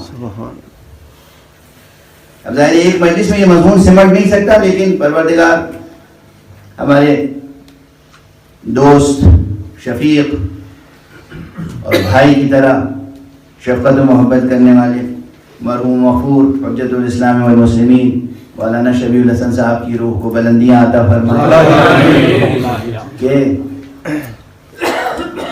ان مرحوم کا اخلاص یہ ہے کہ یہ سنگین بحثیں آپ کے سامنے میں اس ممبر سے عرض کر رہا ہوں. دیکھیے میں ایک چھوٹا سا سبق آپ کو سنا دوں, چھوٹا سا ماشاءاللہ, ایک سطر کا آپ کو بھی کام آئے گا. عموماً یہ ہوتا ہے کہ جیسے آیت اللہ العظمیٰ وحید خراسانی تاکید بہت کرتے ہیں کہ تم روزانہ قرآن تھوڑا سا پڑھو اور اس کو حضرت امام زمانہ کی خدمت میں ہدیہ کرو. تو ہمارے سیر و سلوک کے ایک استاد نے ہمیں یہ سکھایا تھا کہ تم جب بھی کچھ علم حاصل کرو, درس پڑھو یا پڑھاؤ, تو پہلے نیت کر لو کہ یہ کام قربتاً اللہ کر رہے ہیں, اور پھر اس کے بعد تو پروردگار اس کا ثواب بھی معصوم کو ہدیہ کیجیے. اب سمجھ میں آئی ہدیہ. تو یہ جو علمی بحثیں ہو رہی ہیں, یہ جو بلائی بحثیں ہو رہی ہیں, یعنی علم اور عشق کا دو آتشہ اگر کہیں ملتا ہے تو وہ ہمارے مجالس اعظام میں.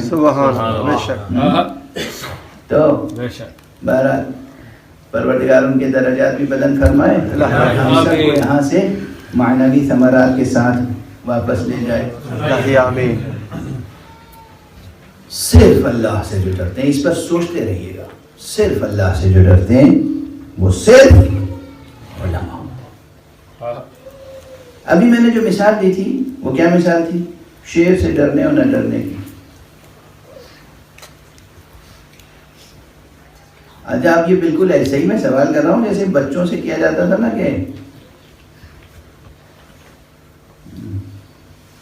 وہ کیا سوال تھا؟ ہاتھی بڑا یا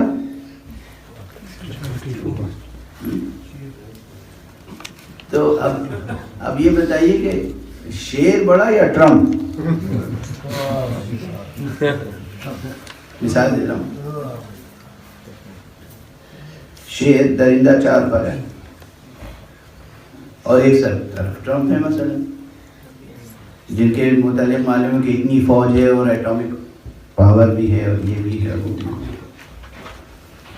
اور وہ اس وقت ایسا حکمراں ہے کہ باقی تمام حکومتیں ان کے اشارے پہ چل رہی ہیں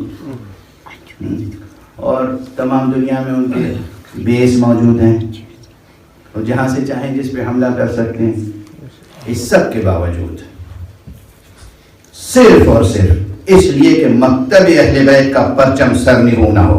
سبحان اللہ. سبحان اللہ. کون سا پرچم سرنگوں نہ ہو؟ وہ پرچم جو ہمیں غدیر سے ملا ہے. وہ پرچم جو ہمیں غدیر سے ملا ہے وہ پرچم سرنگوں نہ ہو. مکتب امام علی سرنگوں نہ ہو. مکتب امام جعفر صادق علیہ السلام.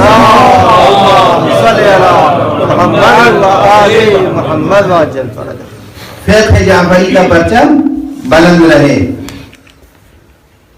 صرف اس کی خاطر تمام سینکشنز، تمام مصیبتیں، تمام دشمنیاں سہ رہا ہے ایک شخص اور آنکھوں میں آنکھیں ڈال کے کہتا ہے کہ بھئی تم تو اس لائق بھی نہیں ہو کہ تم سے اب بات بھی کی. اگر دل میں، میرے ایک بزرگ کہا کرتے تھے، میں نے کسی عارف کے بارے میں پوچھا کہ بتائیے یہ آپ کیسے کہتے ہیں کہ یہ حضرت علی کے شیعہ تھے؟ کہنے لگے یہ مطالب کسی غیر عاشق علی کے دل و دماغ میں آ ہی نہیں سکتے. میں کہتا ہوں یہ شجاعت صرف غدیر والوں کے اندر ہے، سقیفہ والوں کے اندر نہیں آ سکتی.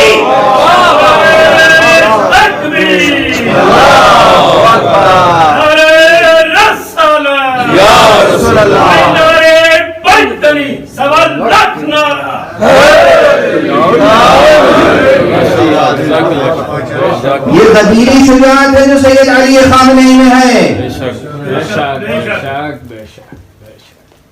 اطمینان سے بیٹھے کچھ کر لیں، کس یقین سے کہتے ہیں، اور خدا کی قسم آج کی تاریخ تک تو یہ کہ جو اس سید بزرگوار نے کہا ہے وہ ہو کے رہا ہے. تاریخ دیکھ لو نا، تاریخ جو اس سید بزرگوار نے کہا وہ ہو کے رہا، جو اس سید بزرگوار نے کہا تھا وہ بھی ہو کے رہا. آیت اللہ العظمی خمینی نے کمیونزم کو تاریخ کے میوزیم کا حصہ بنا دیا. انشاءاللہ سید علی خامنئی کیپٹلزم کو بھی تاریخ کا حصہ بنا دیں گے. اگلا دور اسلام اور غدیری اسلام کا دور ہوگا. صلوات پڑھنے محمد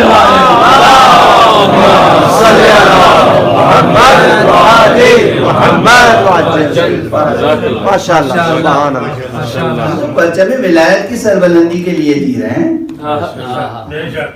اور اس پرچم ولایت کے نیچے ہماری جان چلی جائے تو شہادت ہے. پرچم ولایت، پرچم ولایت، پرچم ولایت. سمجھیں جذباتی مسئلہ نہیں ہے، علمی بحث کریں، مذاکرہ کریں، سمجھیں. علی تک کیسے پہنچیں گے؟ علی ابن ابی طالب کا دامن کیسے تھامیں گے؟ حسین ابن علی کے رکاب میں کیسے ثابت قدم رہیں گے؟ تاریخ اٹھا کے پڑھ لیجئے آپ کس صف میں رہنا چاہتے ہیں. تاریخ طبری میں بھی ہے، تاریخ انصاب الاشراف بلاغوی میں ہے اور بہت سی تاریخوں میں ہے. عمر ابن سعد کی سرکردگی میں جو بہت بڑا لشکر آیا تھا، اس لشکر میں کچھ لوگ ایسے تھے جنہوں نے کوئی ہتھیار امام کے خلاف استعمال نہیں کیا، تھے اس لشکر میں اور رو رو کے دعائیں کر رہے تھے، یا اللہ حسین کو فتح ہو جائے. تاریخ میں ہے یہ منظر. لشکر میں کس کے تھے؟ عمر ابن سعد کے. رو رو کے دعائیں کر رہے تھے، یا اللہ حسین کو فتح ہو جائے. فتح کیسے ہوگی جب آپ عمر ابن سعد کے لشکر میں رہیں گے؟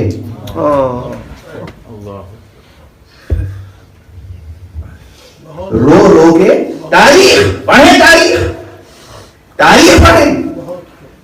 عمر ابن سعد کے لشکر میں کچھ لوگ ایسے تھے جو رو رو کے دعائیں کر رہے تھے، یا اللہ حسین کو فتح ہو.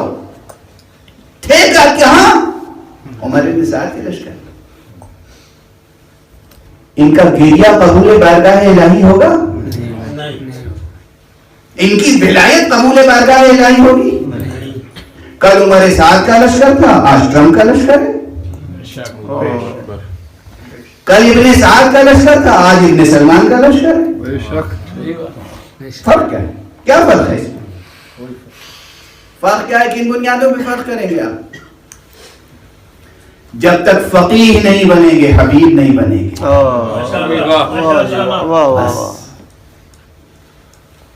آل محمد کے اصحاب میں اور غدیر سے لے کر کربلا تک ایسے ایسے کردار ہمارے سامنے ہیں کہ اگر ہم ان کرداروں پہ غور کر لیں تو اصلاح کے لیے کافی ہے، پوری بشریت کی اصلاح کے لیے کافی ہے، پوری بشریت کی اصلاح کے لیے کافی ہے. مولا علی کے غلاموں میں قمبر، سلمان، مولا حسین کے غلاموں میں جون، دوستوں میں حبیب، حبیب اور مسلم. بس ایک عالم جلیل القدر، ایک عزیز القدر عالم تھے، ایصال ثواب کی مجلس ہے جو بس یہ چند جملے عرض کر کے مجلس کو اختتام تک پہنچاؤں. کسے کہتے ہیں عشق حسین؟ کس میں سب سے زیادہ تھا؟ کسی جاہل میں؟ کسی ناخواندہ میں؟ مسلم ابن اوسیلہ کس کا نام ہے؟ سید القراء. تمام اطراف گواہی دیتا تھا کہ یہ وہ ہے جو قرآن مجید کو کی تعلیم دینے والا ہے. قاری قرآن، سید القراء، عالم قرآن. حبیب ابن مظاہر فقیہ، جسے حسین رجل فقیہ کہیں. سبحان اللہ. آپ کو لفظ فقیہ سے چڑھ ہے؟ یہ فقیہ کہاں سے لفظ آیا ہے؟ امریکن ڈکشنری سے آیا ہے یا قرآن اور زبان عصمت سے آیا ہے؟ کہاں سے یہ لفظ کہاں سے آیا؟ آپ نے پہلے لفظ ولایت کو پامال کیا، اب لفظ وقت خلی کو پامال کر رہے ہیں. پہلے لفظ ولایت پامال کر چکے آپ، اب آپ لفظ فقیہ کو پامال کر رہے ہیں. اپنی روحانی، نورانی، الہی اور معصوم کرداروں سے ملنے والی تہذیب اور ثقافت کے کلیدی الفاظ کی جو حرمت پہچانے، ان الفاظ کی حرمت ہے، ان الفاظ کی حرمت ہے. کون تھا سب سے بڑا عاشق حسین؟ حبیب جو فقیہ تھا. اس کے بعد مسلم نے اوسیلہ جو قاری قرآن، حافظ قرآن. آپ تو ولایت کے نام پر قرآن حفظ کرنے والوں کا مذاق اڑاتے ہیں، تجوید قرآن کرنے والوں کا مذاق اڑاتے ہیں. آپ کو خود قرآن مجید کا کوئی ایک سورہ صحیح زیر زبر کے ساتھ یاد نہیں ہے، تو آپ مسلم میں اوسیلہ کے صف میں کیسے کھڑے ہو سکتے ہیں؟ دیکھیے یہ حافظ بھی ہے، عالم بھی ہے، فقیہ بھی ہے، قاری بھی ہے، سید القراء بھی ہے، سید القراء بھی ہے. اور اس کا عشق حسین سے کیا ہے؟ سر سے پیر تک زخمی ہے، کربلا کی گرم ریت پر تڑپ رہے ہیں، ایڑیاں رگڑ رہے ہیں، اور آقا حسین آگے بڑھ رہے ہیں، ساتھ میں حبیب ابن مظاہر آگے بڑھ رہے ہیں. اور حبیب چونکہ بچپن کے دوست ہیں، اس لیے حبیب نے آگے بڑھ کے کہا، مسلم مجھے معلوم ہے تمہارے بعد بس میں بھی چند لمحوں کا مہمان ہوں، میں بھی قتل ہو جاؤں گا. اگر مجھے یقین ہوتا کہ میں زندہ رہوں گا تو میں تم سے حق دوستی ادا کرتا، میں تم سے کہتا وصیتیں کرو، میں تمہاری وصیتیں پوری کروں گا. مگر حبیب مسلم میں تم سے وصیت کرنے کی فرمائش نہیں کر سکتا، میں تو عذر خواہی کے لیے آ رہا ہوں. مسلم ابن اوسیلہ نے اس کیفیت میں بھی ایک مرتبہ ایڑیاں رگڑتے ہوئے گرم ریت پر پلٹ کے دیکھا تھا، حبیب ایک وصیت ہے. حبیب تڑپ گئے، حبیب تڑپ گئے. یہ موقع ایسا نہیں ہے مجھے زیر بار نہ کرو، مجھے شرمندہ نہ کرو، میں تمہاری وصیت پوری نہیں کر پاؤں گا. کہا نہیں کوئی اور وصیت نہیں، اسی کا بھی حاضر ایمان. بس وصیت یہ ہے اس ایمان کے متعلق، یہ حسین ابن علی جب تک جان سلامت رہے रूह तन का रिश्ता बरकरार रहे। जब तक तुम जिंदा रहो इमाम तक कोई तीर न पहुंचने पाए। अल्लाह ये इश्क वो है जो इल्म और कुरान की रोशनी में परवान चढ़ा है। इश्क मासूम होता है। इश्क मासूम होता है। इश्क मासूम कुरान से हासिल होता है। इश्क मासूम इल्म से हासिल होता है। इश्क मासूम मारिफत से हासिल होता है। इश्क मासूम फ़िक़्ह से हासिल होता है। इल्म मासूम जिहालत से हासिल नहीं होता। इश्क मासूम, यह इश्क मासूम है। जब तक जान सलामत रहे एक तीर हुसैन तक न पहुंच पाए। इधर मुस्लिम इब्ने औसेजा ने जान दी और उधर जब आगे बढ़ी तो हबीब ने भी यही करके दिखाया। हबीब ने तो वो कारनामा किया है, तीर तबर तलवार इसके जख्म इतने कारी नहीं होते जितने संगीन जुमलों के जख्म।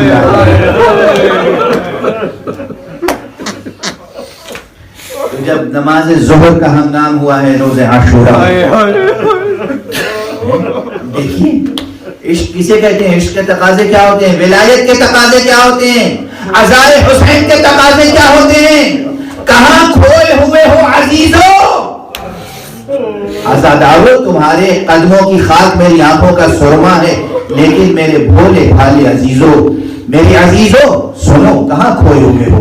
कहीं गफलत तो नहीं है, कहीं गफलत तो नहीं है, कहीं इश्तिबाह तो नहीं है, कहीं भूल तो नहीं है, कहीं भूल तो नहीं है। जुलूस अज़ा के दरमियान नमाज पढ़ना तुम्हें तकलीफ पहुंचाता है, देखो करबला में जंग हो रही है, आशूर की जंग, कयामत की जंग। हुसैन अरसा-ए आशूरा में, अरसा-ए करबला में है और ज़ोहर की नमाज का हंगामा आ गया। ज़ोहर की नमाज कैसे हुई है, फुरादा बाजमात हुई। फ़िक़्ह में एक तरीका है कि जब इंसान मैदान जंग में हो तो नमाज खौफ की शक्ल में नमाज पढ़े। ये नमाज खौफ ये एक इस्तिलाह है फ़िक़्ही, यानी एक खास तरीका है। जैसे नमाज आयात, जब सूरज ग्रहण हो, चांद ग्रहण हो तो नमाज आयात होती है। इसी तरह जब जंग का माहौल हो नमाज खौफ होती है। वो एक खास तरीका है। उस खास तरीके के साथ इमाम पर खौफ नहीं है, लेकिन इमाम के साथ जो असहाब हैं वो सब मासूम नहीं हैं और वो सब बेखौफ हैं, लेकिन नमाज वो उस तरीके से अदा की गई जिसे फ़िक़्ह में नमाज खौफ कहा जाता है। नमाज अदा हुई बाद जमात, और उस वक्त कुछ वो थे जो सामने से आने वाले तीरों को सीने पे रोक रहे। सही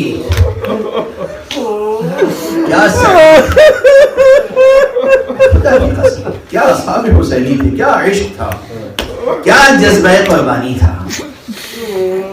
सनसनाते हुए तीर आ रहे हैं और बढ़ बढ़ के सीनों पे ले रहे हैं, आका हुसैन तक कोई तीर ना पहुंच जाए। और एक शकी ने आका हुसैन की शान में गुस्ताखी की तो ये तीर सुखन था, तीर जबान, तीर कलाम। जैसे ही आगे बढ़ा इमाम हुसैन की हतक को तौहीद के लिए हबीब से रहा न गया। मुस्लिम ने क्या कहा था, कोई तीर भी पहुंचने ना पाए।